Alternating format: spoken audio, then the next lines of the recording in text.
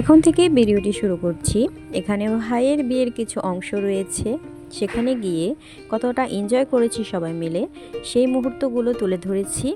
আর বিরক্তিতার কিছু কারণও তুলে ধরেছি। সম্পূর্ণ ভিডিওটি ধৈর্য সহকারে দেখলেই বুঝতে পারবে। বিয়ের বরযাত্রী যাওয়ার জন্য আমাদের গাড়ি চলে এসেছে। এখানে বড় গাড়ি দুটি ব্যবস্থা করা হয়েছে, আর ভাইকে নিয়ে যাওয়ার জন্য একটি প্রাইভেট কার ব্যবস্থা করা হয়েছিল। এখন আমরা গাড়ির মধ্যে প্রবেশ করেছি, দেখাচ্ছি এখানে কে কে রয়েছে। প্রথমত রয়েছে আমার মামা, ইনি, আর দুই পাশে রয়েছে আমারও ভাগ্নে ভাগনা, আর তার পিছনে রয়েছে আমার খালাতো ভাই বোন বা মামাতো ভাই বোন সবাই।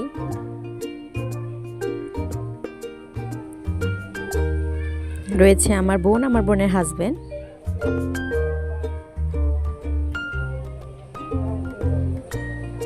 ইনি হচ্ছেন আমার ছোট আন্টি আর আঙ্কেল।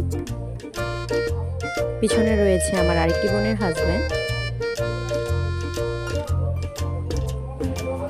আমি আর আমার হাজবেন্ডকে তো সবাই চিনেন।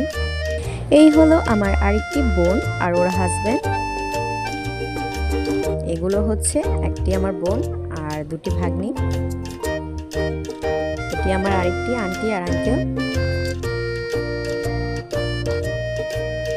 পিছনে যাদের দেখতে পাচ্ছেন তারা হচ্ছে বোনের হাজবেন্ড। এখানে মজার বিষয় হচ্ছে এই বিয়ের মধ্যে আমরা সবগুলো বোন আর সবগুলো বোনের হাজবেন্ড একসাথে অ্যাটেন্ড করেছিলাম।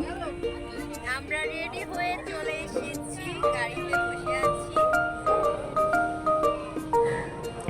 গাড়ি চলতে শুরু করে দিয়েছে, কিন্তু দুর্ভাগ্যের কথা হচ্ছে গাড়িটি কিছুক্ষণ চলার পরে জ্যামে আটকে পড়ে।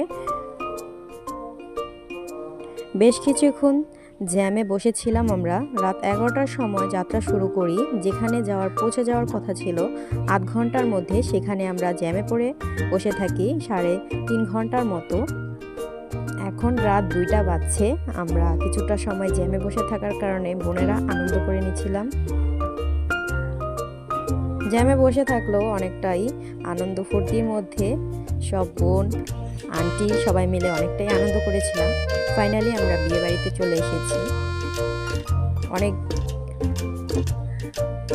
এখন আমরা বিয়ে বাড়িতে প্রবেশ করছি সবাই মিলে।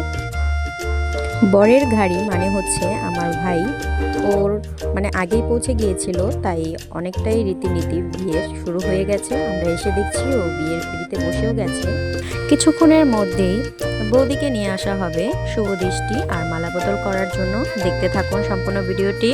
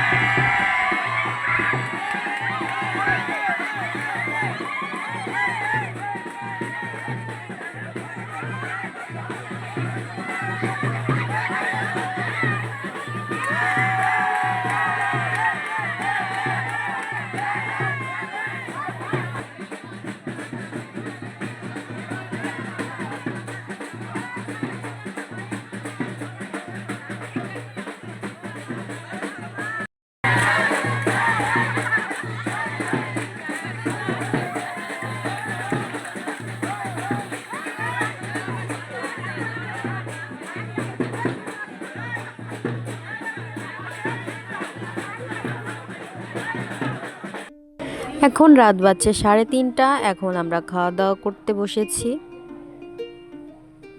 অনেকেই আগে খেয়ে নিয়েছে, আমরা সবার শেষে বসেছি, তাই আমাদের এতটা লেট।